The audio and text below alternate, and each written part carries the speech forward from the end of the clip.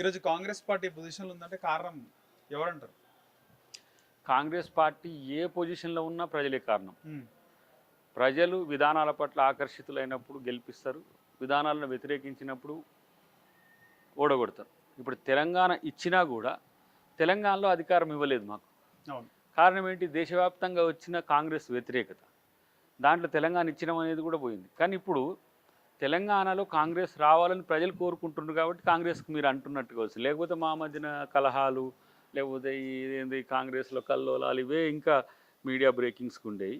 ప్రజలు ఒక్కసారిగా ఇటు మారుతున్న క్రమాన్ని చూస్తున్నప్పుడు మాత్రమే నాయకుల్లో ఒక ఏమంటాం, ఒక వెలుగు కనబడుతున్నది. నాయకులు మరింత సమీకృతమై చేయడానికి ఒక ప్రయత్నం జరుగుతున్నది. రేవంత్ రెడ్డి 2017 నవంబర్లో కాంగ్రెస్ పార్టీలో జాయిన్ అయ్యారు. ఆయన జాయిన్ అవ్వడం వల్ల కాంగ్రెస్ పార్టీకి ప్లస్ అంటారా, మైనస్ అంటారా? డెఫినెట్గా ప్లస్సే. ఇప్పుడు ఏ నాయకుని వల్ల కూడా పార్టీకి మైనస్ అవుతుంది అనుకోవడం తప్పు.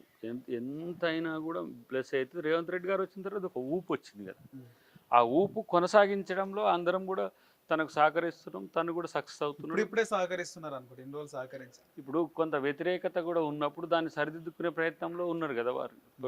సీనియర్స్ నుంచి జూనియర్స్ నుంచి కొంత ఒక రెసిస్టెన్స్ వచ్చినప్పుడు దాన్ని ఏ విధంగా దాన్ని ముందుకు తీసుకుపోవాలనే విషయంలో తను టాక్టిక్ఫుల్గా ఉన్నాడు. సో ఇలా అందరు కలిసి వస్తారు. రేపు ఇంకా చాలామంది వస్తారు, ఇంకా వివిధ పార్టీల నుంచి కూడా పెద్ద ఎత్తున వలసలు వస్తాయి. వాటికి కూడా వారి నాయకత్వం ఇస్తారు. కాంగ్రెస్ పార్టీలో రేవంత్ రెడ్డి తర్వాత ఇంకొక నాయకుడికి ఆ స్థానం కానీ, అంటే ముఖ్యంగా కాంగ్రెస్ కార్యకర్తలు అంత ఆదరణ కానీ లేదనిపిస్తుంది. ఏమంటారు?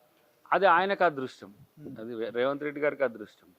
At the same time Congress పార్టీలో ఒక నాయకునికి జనం మారుతున్నారు అని అంటే ఆ పార్టీ మీద పెరుగుతున్న అభిమానంతో పాటు నాయకునికి పెరుగుతుంది. సో రేవంత్ రెడ్డి గారు ఇంకో పార్టీలో ఉంటే ఇంత ప్రభంజనంలాగా ఉండకపోతున్నాయి. కాంగ్రెస్లో ఉండే కార్యకర్తలతో పాటు కాంగ్రెస్తో పార్టీతో తన పోరాట రూపాలను ఎంచుకున్నాడు కాబట్టి అది సక్సెసివ్ లీడర్గా ముందుకు నెడుతున్నది. సో అది కాంగ్రెస్కు బలమే, తనకు బలమే. అంటే తర్వాత మీరు బట్టి గారిని కూడా మనం ఏమి తీసేయలేము. ఎందుకంటే ఆయన క్షేత్రంలో ఒక పద్ధతి ప్రకారం పాదయాత్ర చేయడం తనకు ఒక కన్స్ట్రక్టివ్ లీడర్గా తనను కూడా చేస్తున్నది. అట్లా మీరు ఉత్తమ్ గారు కానీ వెంకరెడ్డి గారు కానీ ఎవరి పందా వారిది. కానీ పార్టీ లీడెడ్ ఎవరు అని అంటే రేవంత్ రెడ్డి గారు కాబట్టి అది మీకు అది కొట్టొచ్చినట్టు కనబడుతుంది. కాబట్టి అది పార్టీకి మంచిది. మొన్న హైదరాబాద్లో యూత్ డిక్లరేషన్ కార్యక్రమంలో ప్రియాంక గాంధీ గారు ముందే ఆమె అన్ని పేర్లు చదువుతుంది. రేవంత్ రెడ్డి గారి పేరు తర్వాత ఉత్తమ్, షబీర్ అలీ, జీవన్ రెడ్డి, ఇలా పేరు చదువుకుంటూ వరుసగా వెళ్తుంటే 10వ పేరు అనుకుంటా సీతక్కని, సీతక్క జీ అని చెప్పినప్పుడు మళ్ళీ పబ్లిక్ అందరూ అరిచారు. 2 పేర్లప్పుడే పబ్లిక్ అంటే కాంగ్రెస్ కార్యకర్తలు అరవడం జరిగింది. అంటే మాసివ్ అప్పీల్ ఉన్నప్పుడు అట్లా ఉంటుంది అంతే. అట్లని చెప్పి ఆ మధ్యన ఉండే 8 పేర్లు తక్కువ అని కాదు, వాళ్ళకు మాస్ కనెక్టివిటీ తక్కువ ఉంటుంది.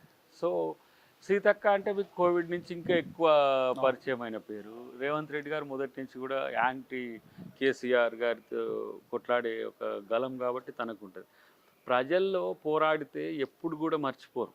అది ఏ నాయకునికైనా అది ఒక వరం, ప్రజల కోసం పోరాడడం. అది కొట్లాడుతున్నారు కాబట్టి వాళ్ళకి ఆ పాజిటివ్నెస్ రావడాన్ని మేము ఆహ్వానిస్తున్నాం. ఇప్పుడు ముఖ్యంగా మీరు అన్నట్టు బట్టి గారు అంటే ప్రతిపక్ష నాయకుడు, ఒక దళిత సామాజిక వర్గానికి చెందినటువంటి ప్రతిపక్ష నాయకుడు. తెలంగాణ ఫోకస్ ఎక్కువ కాలేదు ఎందుకంటే ఏం చెప్తారు? ఆయన ఫోకస్ మీద, ప్రచారం మీద దృష్టి పెట్టాడు, పని మీద దృష్టి పెడతాడు. అంటే ఒక రకమైన ఆయన working style different. Revanth Reddy గారి వర్కింగ్ స్టైల్ డిఫరెంట్, ఉత్తమ్ గారి వర్కింగ్ స్టైల్ డిఫరెంట్, అంతకుముందు ఉన్న పొన్నాల గారి వర్కింగ్ స్టైల్ డిఫరెంట్. అందరు పెర్ఫార్మెన్స్ ఓరియంటెడే. ప్రచారంలో ఒక మాసివ్ అప్పీల్ రేవంత్ రెడ్డి గారికి ఉంటుంది, క్లాసిక్ అప్పీల్ బట్టి గారికి ఉంటుంది. కాబట్టి క్లాస్ ఎప్పుడు కూడా ఆలోచనను రేకెత్తిస్తుంది, మాస్ కొంచెం ఎక్కువ పెనిట్రేట్ అవుతుంది జనంలోకి. ఇప్పుడు దయాకర్ ఇంటలెక్చువల్గా డిబేట్ చేసిన దానికి, మునుగోడులో మాట్లాడిన దానికి తేడా రాలే. నీ 14-15 సంవత్సరాల ఉద్యమం కాస్త మీకు మునుగోడు మీటింగ్తో ఒక్క దాంతోనే అది వస్తుంది. అంటే దానికి ఉండే ఆ ఫీల్ వేరు.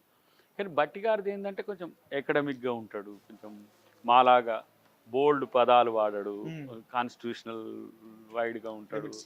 కొంత దళిత్స్ అంటే ఒక ఇంటలెక్చువల్గా కూడా, అంటే ఓన్లీ దళిత్స్ అంటే ఏదో డిపెండెంట్ లీడర్స్ కాకుండా కొంత ఇండిపెండెంట్ లీడర్గా ఉంటాడు. కాబట్టి కూడా ఆయన చాలా ఆచితూచి ఉంటాడు. మల్లురవి గారికి బట్టి గారికి తేడా ఉంటుంది, మళ్ళీ అనంతరాములు గారికి బట్టి గారికి కూడా తేడా ఉంటుంది. ఇది కొంత మనకు కనిపించడానికి కొంత మూడిగా కనిపిస్తాడు కానీ చాలా లోతుగా ఆలోచిస్తాడు కాబట్టి అది నింపాదిగా ఉంటాడు ఆయన. ఇప్పుడు రేవంత్ రెడ్డికి అలాగే భట్టి గారికి మరి ఇద్దరి మధ్యలో ఒక సయోధ్య ఉందంటారా? డెఫినెట్గా పార్టీ లైన్ ఎప్పుడు అంటే ఆల్వేస్ ఆయన సపరేట్ గా ఈయన సపరేట్ గా పాదే అట్లా ఏమి ఉండదు. అంటే పార్టీ డైరెక్షనే ఉంటుంది ఆల్మోస్ట్ ఆల్. ఎందుకంటే పార్టీ ఎట్లా డిసైడ్ చేస్తే వాళ్ళు పార్టీ పర్సనాలిటీస్ కాబట్టి పార్టీ డెరివ్డ్ ప్రోగ్రామ్సే ఉంటాయి, పార్టీ లైన్ ప్రోగ్రామ్సే ఉంటాయి. ఒక పాజిటివ్ స్పిరిట్ ఎప్పుడు కూడా అవసరం, కాంపిటేటివ్ స్పిరిట్ పాజిటివ్ స్పిరిట్ ఎప్పుడు కూడా అవసరం. వారికి వారు పోటీ పడడం కూడా పార్టీకి ఎక్కువ మేలు జరుగుతుంది. సో అది పార్టీ దృష్టి నుంచి, వ్యక్తిగత ఆలోచనల దృష్ట్యా కాకుండా పార్టీ దృష్ట్యా అది మాకు మంచిది. ఇప్పుడు ఎవరు మెయిన్ లీడర్ అవుతారు, ఎవరు సెకండ్ లీడర్ అవుతారు అనే విషయం కంటే కూడా ఇద్దరి వల్ల 2 నాగళ్ళు దున్నితే ఎట్టుంటుంది, ఒక 5 నాగళ్ళు దున్నితే ఎట్టుంటుంది. ఇప్పుడు మీరు అన్న 10 తలకాయలు కూడా మాకు వాళ్ళు మొత్తం భూమిని గుల్ల గుల్ల చేసే వ్యవస్థ కాబట్టి అది మాకు మంచి మేలే జరుగుతుంది. రేపు తెలంగాణలో హంగ్ వస్తే మీరు బీఆర్ఎస్ తో కలిసే అవకాశం ఉంటుంది అంటున్నారు. అసలు హంగ్ అవకాశమే లేదు. ఫస్ట్ బీఆర్ఎస్తో కలిసే అవకాశం అసలు ఉండదు. అవసరమైతే కామ్గా ఉంటుంది కానీ బీఆర్ఎస్తో పోరు. సో నాకున్న అంచనాల ప్రకారం ఆ అవకాశమే ఉండదు. బీజేపీ బీఆర్ఎస్ కలిసే అవకాశాలు ఉన్నాయి. అవి కలిస్తే కాంగ్రెస్కి ఎంత నష్టం జరుగుతాయి అనే దగ్గర చర్చ జరుగుతుంది. కానీ నాకు తెలిసి ఆ లైన్ కూడా దాటిపోయింది. కాంగ్రెస్ ఇప్పుడు సింగిల్ లార్జెస్ట్ పార్టీగా మూవ్ అవుతున్నది. ఇంకా కొన్ని రోజుల్లో నేను అనుకుంటున్నా మెజారిటీలో కూడా ఎవరు అందుకోలేని స్థితికి వెళ్తుంది అనేది మాకు అంచనా. స్వయంగా ముఖ్యమంత్రి కేసీఆర్ చట్టసభలో అసెంబ్లీలో సోనియా గాంధీ ఇనిషియేటివ్ వల్లనే తెలంగాణ వచ్చిందని చెప్పడం జరిగింది. అలాంటి క్రమంలో తెలంగాణ ఇచ్చిన పార్టీగా కాంగ్రెస్ పార్టీ 2 దఫాలు కాంగ్రెస్ పార్టీ నాయకులు ప్రజల్లోకి తీసుకెళ్లడంలో విఫలమయ్యారు అంటే ఏమంటారు? ఇప్పుడు ప్రజల్లోకి మేము ఇప్పుడు స్పెసిఫిక్ ఒక యాక్షన్ ప్రోగ్రామ్తో ఏం పోవట్లేం కదా. ఇచ్చినమని చెప్పి నమ్మించి ఓట్లు వేసుకోవడం కాదు. ఇచ్చినమనేది ఇట్స్ స్టిల్ అలైవ్. ఇప్పటికీ కూడా ప్రజల గుండెల్లో ఉంది. ఇప్పటికీ సోనియా గాంధీ గారి పట్ల రిగార్డు ఉన్నది. తెచ్చినమని చెప్పుకున్న టీఆర్ఎస్కి ఇవ్వడం ద్వారా పోయిన నష్టమేందో ఇచ్చినమన్న కాంగ్రెస్ ద్వారా తెచ్చుకోవాలని ఉన్నది. గతంలో చేసిన కార్యక్రమాలు ఎగ్జాంపుల్ ఏమంటారు, గృహ పథకం అంటే ఇందిరమ్మ ఇండ్లు కానీ, పబ్లిక్ డిస్ట్రిబ్యూషన్ సిస్టమ్ కానీ, రైతుకు సంబంధించిన అంశాలు కానీ, ఉద్యోగాల విషయంలో కానీ, లేదంటే ఓవరాల్ డెవలప్మెంట్ విషయంలో కాంగ్రెస్ పార్టీకి ఉన్న బలాలు ఏవైతే ఉన్నాయో అవి పరిశీలిస్తున్నారు, కంపేర్ చేసుకుంటున్నారు. ఆ కంపారిజన్లో కాంగ్రెస్ పార్టీ మాత్రమే క్లియర్గా కనపడుతుంది. బీజేపీ కూడా పవర్లోనే ఉన్నది కదా. సెంట్రల్ గవర్నమెంట్ యాక్ట్స్ కానీ, సెంట్రల్ గవర్నమెంట్ పెర్ఫార్మెన్స్ కానీ తెలంగాణ పట్ల కూడా పూర్ ఉండడం బీజేపీ వెనుకబడతానికి కారణం. సో ప్రజలు ఎప్పుడు కూడా వ్యతిరేకత వచ్చినప్పుడు వ్యతిరేకించడానికి కాంగ్రెస్ పార్టీ ఎప్పుడు కూడా అపోజ్ చేయలే. ప్రజా వ్యతిరేకతను తీసుకుంది, ప్రజా అనుకూలతను తీసుకుంది. ప్రజలు ప్రేమించినప్పుడు మరింత అభివృద్ధి చేయడం ఎట్లా, ప్రజలు వ్యతిరేకించినప్పుడు మేము వారు ఏమనుకుంటున్నారు అనేది వాళ్ళతో స్టడీ చేసుకోవడం ద్వారానే మళ్ళీ వాళ్ళకి దగ్గర ఏ పనులు చేస్తాం. సో అదే కాంగ్రెస్ పార్టీ ప్రజల నుంచి నేర్చుకుంటుంది. ప్రజలకు ఏదైతే నేర్చుకుందో మళ్ళీ ప్రజలకు అది మేలు చేసే ప్రయత్నంలోనే ఉంటుంది.